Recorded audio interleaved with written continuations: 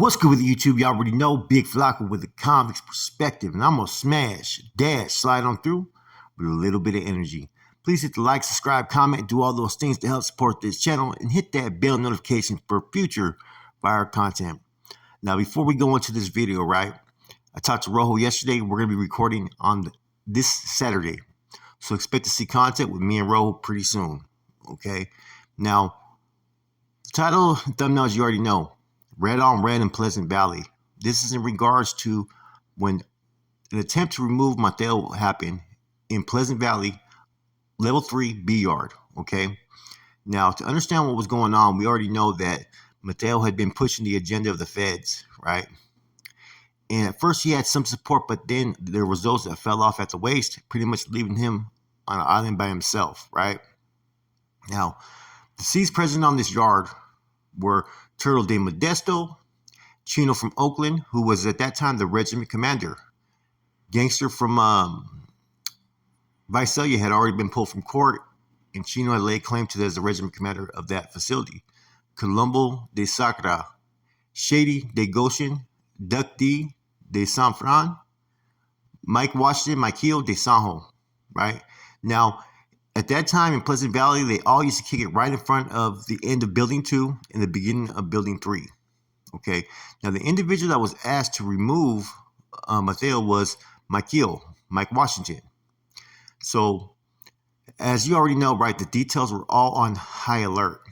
And so everybody had to figure out how they were going to be able to infiltrate when every C had a detail team. So all the soldados that were guarding these C's and Northerners, right, did not know what was going on, but they knew that there was tension, okay? So Mikeo retrieved the piece, okay? So Mateo pulls up to where they all kick back. As he was there talking to the fellas, Mikeo made his move. He basically headed towards the area with his detail. As he approached, he ran towards Mateo through his detail. So he kind of did a sneak attack and was able to hit Mateo a couple of times before Mateo's detail team intercepted him.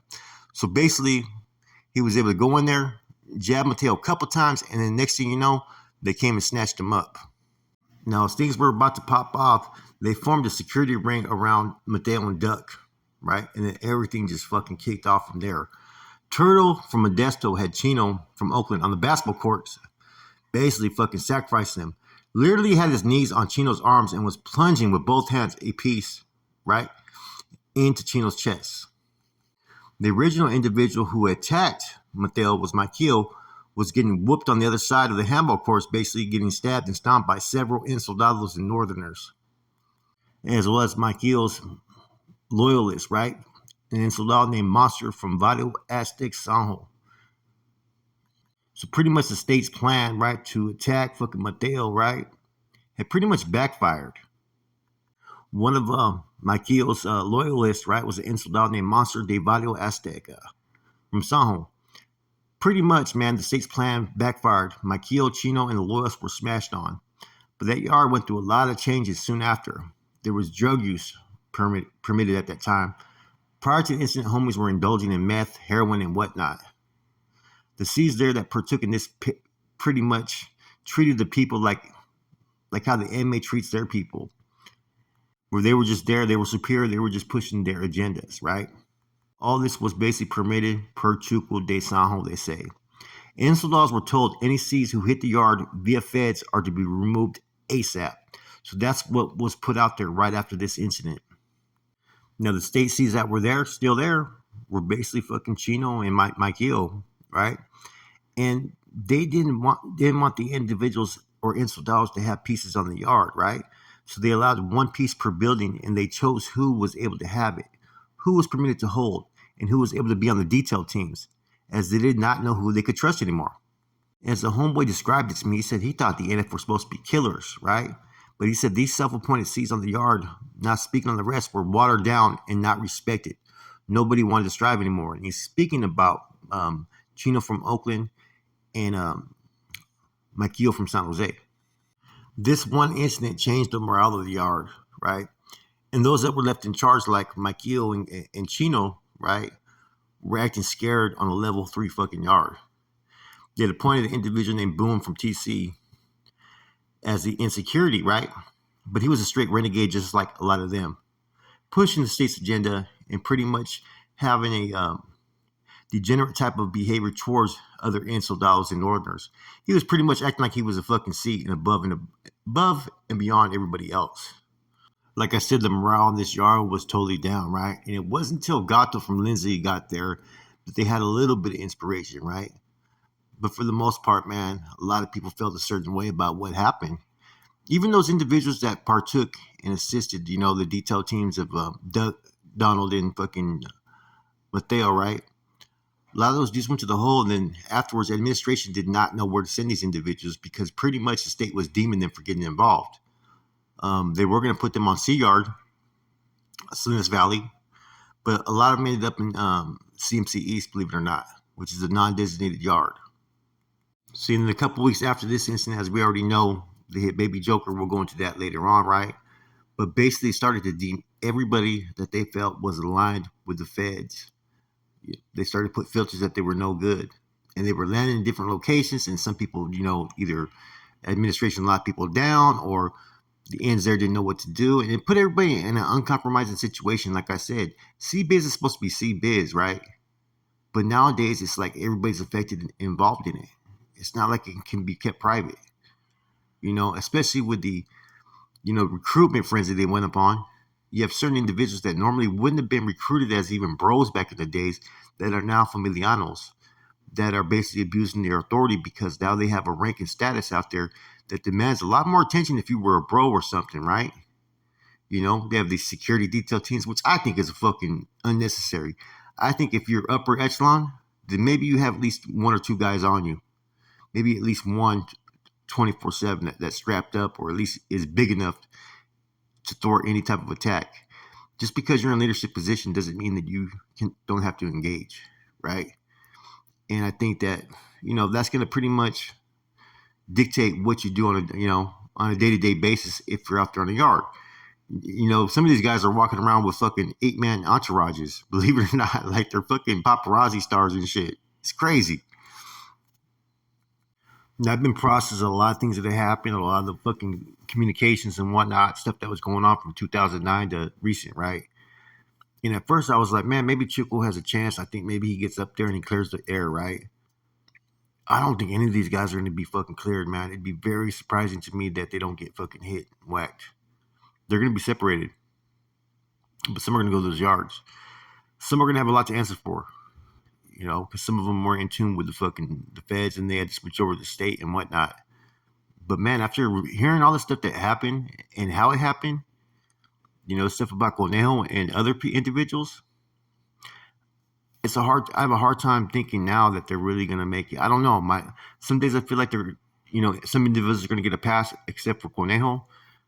And then some days I think everybody's going to fucking get it, And I think a lot of people are playing into DC that, oh, he's old, he's senile, he can't this and that. DC definitely knew what he was doing, man. I wouldn't look at that as an excuse, right? Because he definitely knew what he did when he was reaching out to Cornejo and Chuco when they had them under investigation and found them guilty of treason, right? So, all this stuff that happened, man, this incident right here with Mateo, man, is unfortunate, man, because all that politicking that was going on for years pushed a lot of individuals that were solid away. And even those that stood their ground, you know what I mean? You get hit for standing your ground, doing what you feel is right or what you feel is in accordance to your laws that you fall under, your Biblia, your Constitution. Look at Baby Joker. They got rid of him. He was a threat. Because potentially he could have recruited a lot of people and swayed the crowd, just like Mateo had a little bit. You know what I mean? Those were threats and obstacles to what agenda that they had. That's why these individuals got hit, right?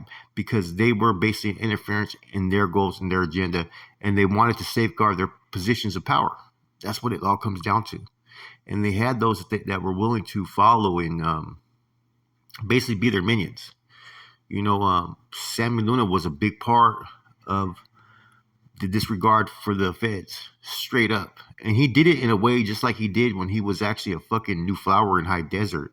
That's the thing that's so fucking interesting and that everybody needs to take heed to. This dude was already acting like that. The shit that he learned the whole fucking game plan when he was over there with fucking Memo from Poros in the cell. He was doing the same fucking thing. And they built basically a climate and atmosphere, right? That if you go against these guys as a northerner in Soldado, you're going to get hit. You have no voice. So it's hard for anybody that was on these lines to really feel secured in defending any side, whether you believe state or feds, because you don't know what's going to happen with your own career. Like I said, it's been a clusterfuck. Things are going to be changing. I already know that, right? But a lot of shit's been affected because of what agenda these guys were pushing, right? Anyhow, sometimes people have a tendency to think, okay, oh yeah, Flox, he's fucking pro feds, he's pro skip, he's pro this and that. Nah, I'm not any of that. I don't wish anybody to be involved in gangs or criminal lifestyles or whatnot. I'm showing you what this life's about, right? And in the process, I got to tell you what is in accordance to the bylaws, what the law says, the Constitution says, who's right, who's wrong. Just because I'm speaking the truth does not mean I pick a side. And technically, all these dudes in the state, they've all committed treason. Not all of them, but the guys in the state, the leadership, they committed treason straight up. You know what I'm saying? Even when the Mattel hit, the Baby Joker hit, all these hit. Who voted for them to get hit? First and foremost, who created the GC? Who cast a vote? These guys took what the Constitution says, right? Ignored it, created their own chain of command, right? Their own general counsel. They replaced those that they thought would be an interference to them, even though there was members that had higher time and grade, and put people that would fucking benefit them and pretty much push their plight. Okay, you're going to be a general. I'm going to be a general. He's going to be on the general council. He's a captain. He's this and that. That's what they did. It's not like they did an emergency vote and contacted every regiment, right? Or decided to contact every member and let them have a vote. No, they made that decision for everybody else. That's not what the Constitution is, man. You have to have a certain percentage of votes from all captains and all Cat 3s. Basically, the majority rules. You know what I'm saying? Before any changes or before any nominations of office and whatnot. So technically, the states committed the ultimate treason. They should be deemed for that, right? I get that they had to establish something at the time because they felt they were incommunicado, which they were for a minute, but right, they could have did temporary votes and whatnot. They did their own and created their own without telling anybody, right? And even when the feds were trying to communicate, they didn't tell anybody. That's why they had these dudes hit. Like, who voted on having them hit?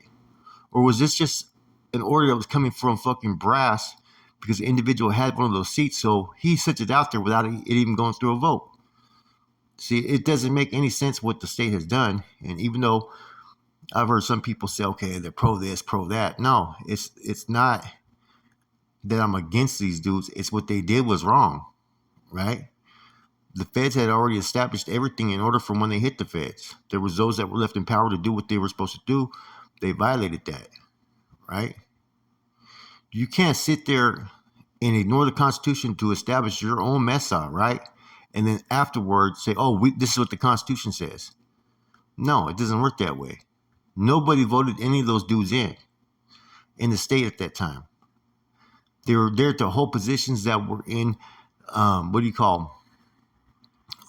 like resuming a position that is almost like they were holding those ranks, but they weren't technically holding those ranks. They were on an interim basis. See, that's what people don't realize. They were to relinquish those positions and go back to basically what they were supposed to do. You have one person running all California, all the prisons, right? And then you have those that are working in accordance with those that are in charge of all the regiments to establish regiments out there. You know, you can have some captains in the state and whatnot, but there was so much people who ignored what the law says. What they did, man, there's like I said, right is right, wrong is wrong. You know, they went off what they wanted to do. Therefore, now that they're being called out, there was nothing really they could do but fucking try to what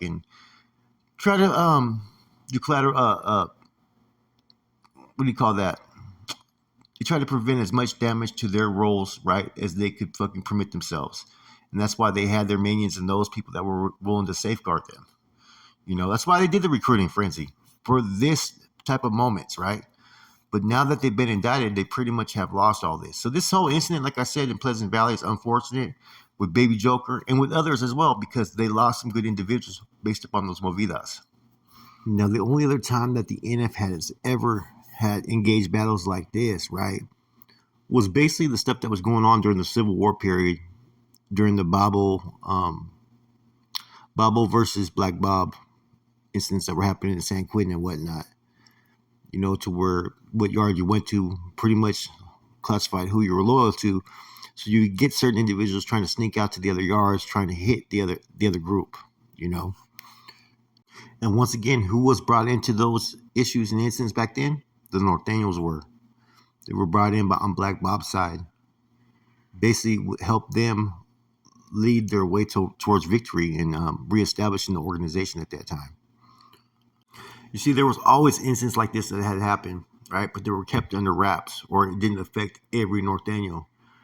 This situation that's happened with the state, right? What these dudes had did, it affected everybody. It had a triple effect all the way down to the average Northerner. You know what I'm saying? Which is unfortunate, because back in the days, things like this, you would keep it separate.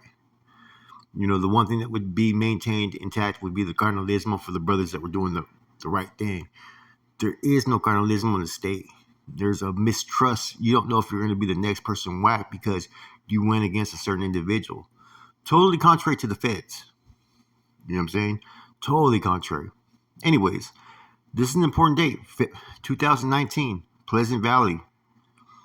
This incident right here pretty much changed history as far as within both these movements, because this is the first time where the internal strife was seen and witnessed for all others to see, as well as the weakness that was on display for all the groups, man. It's just unfortunate, man, that it is what it is. Like I said, man, these groups, organizations are all man-made. Therefore, they're not without fault. They're not without fault of individuals who were sent to positions of authority. And that's why you have such a mass of individuals who do get fucked over politically, because the wrong people come in power. Anyways, hope you guys enjoyed this spill. With that said, it's your boy Flacco, Convict's Perspective. Look forward, you're going to see me enroll this weekend. I'm gone.